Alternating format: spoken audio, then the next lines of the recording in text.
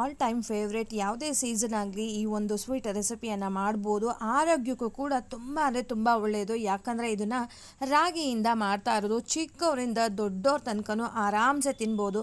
ಯಾರಾದರೂ diabetic patient ಇದ್ದಾರೆ ಅಂದರೂ ಕೂಡ ಅವರು ಕೂಡ ಆರಾಮ್ಸೆ ತಿನ್ಬೋದು. ಯಾಕಂದರೆ ಬೆಲ್ಲ ಮತ್ತು ರಾಗಿಯನ್ನು ಹಾಕಿ ಮಾಡಿರೋ ಅಂಥದ್ದು. ರಾಗಿ ಮಣ್ಣಿ ಅಂತ ಕೇಳಿರ್ತೀರ, ರಾಗಿ ಹಲ್ವಾ, ರಾಗಿ ಹಾಲ್ಬಾಯ್ ಅಂತ ಕೂಡ ಹೇಳ್ತೀವಿ. ಬನ್ನಿ ಹೇಗೆ ಮಾಡೋದು ನೋಡ್ಕೊಂಡು ಬರೋಣ. ನಾನಿಲ್ಲೊಂದು ಮಿಕ್ಸಿಂಗಿಗೆ ಬೌಲ್ ತೊಗೊಂಡಿದ್ದೀನಿ.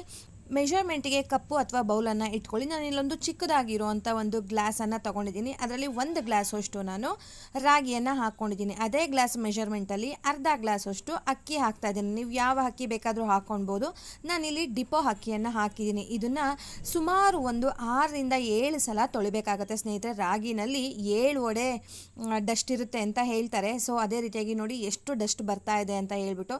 ಸೊ ಒಂದು 7ರಿಂದ 8 ಸಲ ಚೆನ್ನಾಗಿ ತೊಳಿಬೇಕಾಗತ್ತೆ. ಎಲ್ಲಿ ತನಕ ಅಂದರೆ ನಮಗೆ ಅದನ್ನು ತೊಳೆದಾದ್ಮೇಲೆ ನೀರು ಹಾಕಿದ್ರೆ ನಮಗೆ ಟ್ರಾನ್ಸ್ಪರೆಂಟ್ ಅನ್ನಿಸ್ಬೇಕು, ತುಂಬ ಕ್ಲಿಯರ್ ಆಗಿರಬೇಕು. ನೋಡಿ ಈ ರೀತಿಯಾಗಿ ಅಲ್ಲಿ ತನಕ ತೊಳೆದ್ಬಿಟ್ಟು ಬಿಟ್ಬಿಡೋಣ. ನಾವು ಸಂಜೆ ಮಾಡ್ತೀವಿ ಅನ್ನೋ ಹಾಗಿದ್ರೆ ಬೆಳಗ್ಗೆನೇ ನೆನೆಯೋದಕ್ಕೆ ಇಟ್ಬಿಡಬೇಕು. ಬೆಳಗ್ಗೆ ಮಾಡೋ ಹಾಗಿದ್ರೆ ರಾತ್ರಿನೇ ನೆನೆಯೋದಕ್ಕೆ ಬಿಟ್ಬಿಡಬೇಕು. ನಾನಿವಾಗ ಸಂಜೆ ಮಾಡ್ತಾ ಇದ್ದೀನಿ, ನಿಮಗೆ ತೋರಿಸ್ತಾ ಇದ್ದು. ಇವಾಗ ಸಂಜೆ ಚೆನ್ನಾಗಿ ನೆಂದಿದೆ. ಇದನ್ನು ನೀರೆಲ್ಲ ಸಪ್ರೇಟ್ ಮಾಡ್ಕೊಂಡ್ಬಿಟ್ಟು ಮಿಕ್ಸಿಗೆ ಹಾಕ್ಕೊಂಡು ಇದನ್ನು ರುಬ್ಬಬೇಕಾಗತ್ತೆ ಸ್ನೇಹಿತರೆ. ಇದನ್ನು ಸುಮಾರು ಒಂದು 2ರಿಂದ 3 ಸಲನಾದರೂ ರುಬ್ಬಬೇಕಾಗತ್ತೆ. ಇದರಲ್ಲಿ ಬರೋ ಅಂಥ ಹಾಲನ್ನು ತೊಗೊಳ್ಬೇಕಾಗತ್ತೆ. ನಾವು ಅದೇ ಕಪ್ ಮೆಷರ್ಮೆಂಟಲ್ಲಿ 1 ಕಪ್ಪಷ್ಟು ನಾನು ತೆಂಗಿನ ತುರಿಯನ್ನು ಹಾಕ್ಕೊಂಡಿದ್ದೀನಿ. ಹಸಿ ತೆಂಗಿನಕಾಯಿ ಅಂತ ಹೇಳ್ತೀವಲ್ವ, ಅದನ್ನು ತೊಗೊಂಡಿದ್ದೀನಿ. ತುಂಬ ಅಂದರೆ ತುಂಬ ಚೆನ್ನಾಗಿರುತ್ತೆ. ಕಾಯಿ, ರಾಗಿ, ಬೆಲ್ಲ ಸೇರಿರೋದ್ರಿಂದ ಒಂದು ಒಳ್ಳೆ ಟೇಸ್ಟ್ ಅನ್ಬೋದು. ಸ್ವಲ್ಪನೇ ನೀರು ಹಾಕ್ಕೊಂಡು ಇದನ್ನು, ನಮಗೆ ಹಾಲು ಬರಬೇಕು ಅದರಲ್ಲಿ 1 ಗ್ಲಾಸು 2 ಗ್ಲಾಸು ನೀರು ಹಾಕ್ಕೊಂಡು ರುಬ್ಬಿ ಪರವಾಗಿಲ್ಲ.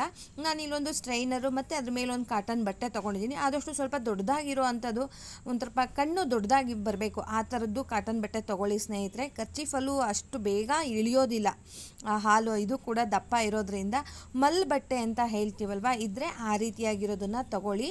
ಈಸಿಯಾಗಿ ನಾವು ರಾಗಿ ಹಾಲನ್ನು ತಗೊಂಡ್ಬಿಡ್ಬೋದು. ನಾನಿಲ್ಲಿ ಜೋಡಿಸ್ಬೇಕಾದ್ರೆ ಹೆಂಗೂ ಸ್ವಲ್ಪ ಲೀಕ್ ಆಗಿತ್ತು.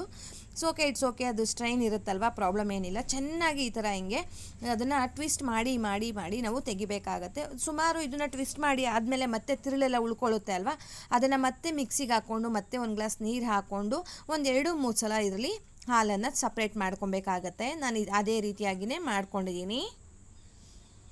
ನೋಡಿ ಲಾಸ್ಟಲ್ಲಿ ಇಷ್ಟು ತಿರುಳು ಉಳ್ಕೊಂಡಿದೆ, ಅಲ್ಲಿ ತನಕನೂ ನಾವು ಮಾಡಬೇಕಾಗತ್ತೆ. ನಮ್ಗೆ ಇದಕ್ಕೆ 1 ಗ್ಲಾಸ್ ರಾಗಿಗೆ ತೊಗೊಂಡಿದ್ದೀವಲ್ವ ಮೆಷರ್ಮೆಂಟು, ಅದೇ ಕಪ್ ಮೆಷರ್ಮೆಂಟ್ಗೆ 1 ಕಪ್ಪಷ್ಟು ನಾನಿಲ್ಲಿ ಬೆಲ್ಲ ಹಾಕ್ತಾಯಿದ್ದೀನಿ. ನಮ್ಮನೇಲಿ ಸ್ವಲ್ಪ ಸ್ವೀಟ್ ಕಡಿಮೆ ತಿನ್ನೋದ್ರಿಂದ 1 ಕಪ್ ಹಾಕಿದ್ದೀನಿ. ನೀವೆಲ್ಲ ಮಾಡೋ ಹಾಗಿದ್ರೆ 1.5 ಕಪ್ಪಷ್ಟು ಬೆಲ್ಲ ಹಾಕಿ ಅದಕ್ಕೊಂದು 2 ಗ್ಲಾಸು ನೀರು ಹಾಕಿಬಿಟ್ಟು ಬೆಲ್ಲನ ಕರಗಿಸ್ಕೊಬೇಕಷ್ಟೇ, ಪಾಕ ಮಾಡಬಾರ್ದು. ಆ ಕರಗಿಸಿರೋ ಅಂಥ ಬೆಲ್ಲನ ಸ್ಟ್ರೈನ್ ಮಾಡ್ಕೊಬೇಕು. ನಾವೇನು ಕಾಯಿ ಹಾಲೆಲ್ಲ ತೆಗೆದಿಟ್ಕೊಂಡಿದ್ವಿ ಅಲ್ವಾ, ರಾಗಿ ಮತ್ತು ಕಾಯ್ದು ಹಾಲನ್ನು ಅದರೊಳಗಡೆ ನಾವು ಕರಗಿಸಿರುವಂಥ ಬೆಲ್ಲ ಹಾಕಿ ಮಿಕ್ಸ್ ಮಾಡಿ ಸ್ಟವ್ ಮೇಲೆ ಇಡಬೇಕಾಗತ್ತೆ. ನೀವು ಇದೇ ಟೈಮಲ್ಲಿ ಏಲಕ್ಕಿ ಕೂಡ ನೀವು ಹಾಕಿ ಮಿಕ್ಸಿ ಮಾಡ್ಕೊಳ್ಬೋದು. ಇಲ್ಲ ಪುಡಿ ಇತ್ತು ಅಂದರೆ ಈ ಟೈಮ್ನಲ್ಲಿ ಹಾಕಿ ಕೈ ಬಿಡ್ದೇ ತಿರುಗಿಸ್ತಾ ಇರಬೇಕು ಸ್ನೇಹಿತರೆ. ನೀವು ಕೈ ಬಿಟ್ಬಿಟ್ರಿ ಅಂತ ಹೇಳಿದ್ರೆ ಇದು ಗಂಟಾಗೋ ಚಾನ್ಸಸ್ ಇರುತ್ತೆ. ಸೊ ಕೈ ಬಿಡ್ದೇ ತಿರುಗಿಸ್ತಾ ಇರಬೇಕು. ಆದಷ್ಟು ಐ ಫ್ಲೇಮ್ನಲ್ಲೇ, ಗಟ್ಟಿ ಆಗೋ ತನಕ ಐ ಫ್ಲೇಮ್ನಲ್ಲೇ ಮಾಡ್ಕೊಳ್ಳಿ. ಇದು 1 ಗ್ಲಾಸ್ ರಾಗಿಗೆ ಸುಮಾರು ಒಂದು 7ರಿಂದ 8 ಗ್ಲಾಸಷ್ಟು ನೀರು ಇಡಿಸುತ್ತೆ. ನೀವು ಫಸ್ಟೇ ಅಳತೆ ಮಾಡಿ ಒಂದು ಬೌಲಲ್ಲಿ ತೆಗೆದಿಟ್ಕೊಂಬಿಡಿ. ಆವಾಗ ರುಬ್ಬೋದಕ್ಕೆ, ಇದಕ್ಕೆಲ್ಲ ಬೆಲ್ಲ ಕರಗಿಸೋದಕ್ಕೆ ಹಾಕ್ಕೊಳ್ಳೋದಕ್ಕೆ ಸರಿ ಹೋಗುತ್ತೆ ನೀರೆಲ್ಲ. ನೋಡಿ ಕೈ ಬಿಡ್ದೇ ಈ ರೀತಿಯಾಗಿ ತಿರುಗಿಸ್ತಾ ಇರಬೇಕು. ಅದು ಗಟ್ಟಿ ಹಾಕ್ತಾ ಬರುತ್ತೆ. ನಿಮ್ಮೆಲ್ರಿಗೂ ಗೊತ್ತಿರುತ್ತೆ.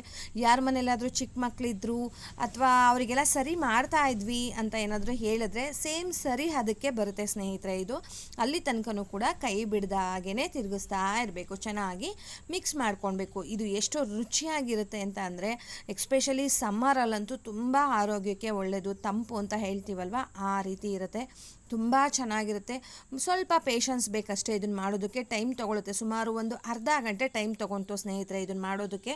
ಯಾಕಂದರೆ ಅದು ಪ್ರೋಸೆಸ್ ಎಲ್ಲ ಹಾಲು ತೆಗಿಯೋದು ಎಲ್ಲ ಸ್ವಲ್ಪ ಜಾಸ್ತಿ ಇದೆ ಅಲ್ವಾ, ಸೊ ಅದಕ್ಕೆ ಟೈಮ್ ತೊಗೊಂತು. ಅದೇ ರೀತಿಯಾಗಿ ಇದು ನೋಡಿ ಇಷ್ಟು ಗಟ್ಟಿ ಆಗಿದೆ ಅಂದಾಗ ಇವಾಗ ಮೀಡಿಯಮ್ ಫ್ಲೇಮ್ನಲ್ಲಿ ಇಟ್ಕೊಂಡ್ಬಿಡ್ಬೇಕು ಸ್ನೇಹಿತರೆ. ಇದಕ್ಕೆ ತುಪ್ಪ ಕೂಡ ಜಾಸ್ತಿ ಹಿಡಿಯೋದಿಲ್ಲ, ಅದು ಆಪ್ಷನಲ್ಲು. ತುಪ್ಪ ಬೇಕಂದರೆ ಹಾಕ್ಕೊಳ್ಬೋದು, ಇಲ್ಲಾಂದರೆ ಏನೂ ಪ್ರಾಬ್ಲಮ್ ಇಲ್ಲ. ಬಟ್ ಹಾಕಿದ್ರೆ ರುಚಿ ತುಂಬ ಚೆನ್ನಾಗಿ ಬರುತ್ತೆ.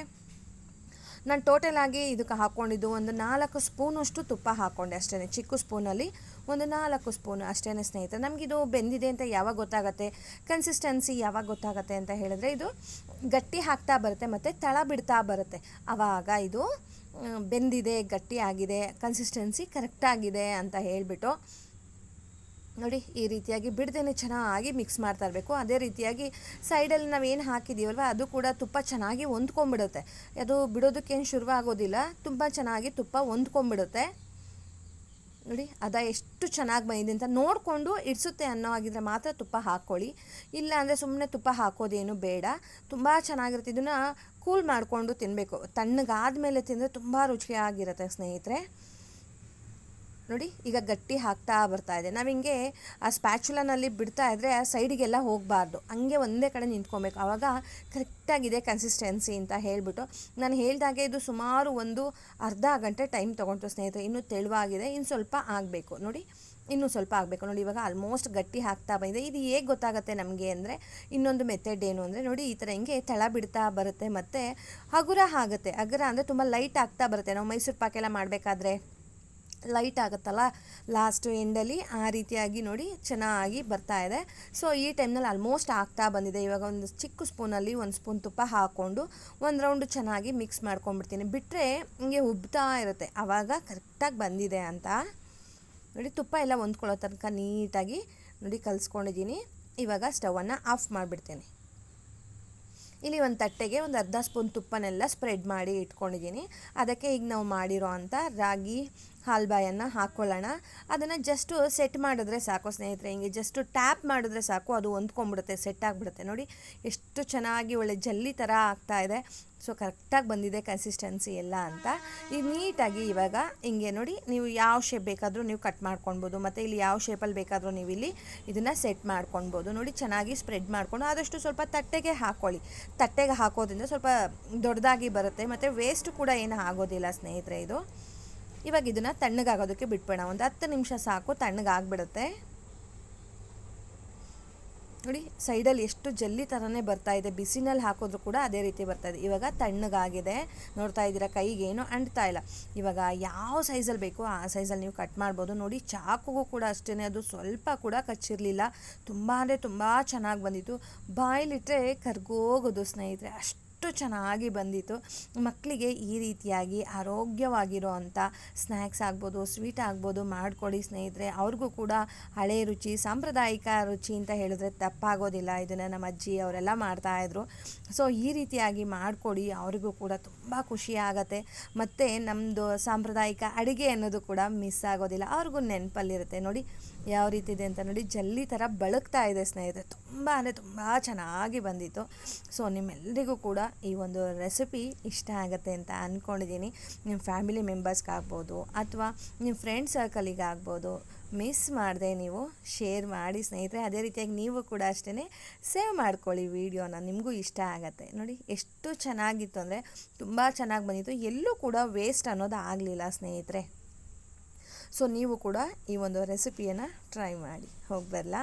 ಬಾಯ್ ಸ್ನೇಹಿತರೆ, ನಮಸ್ತೆ.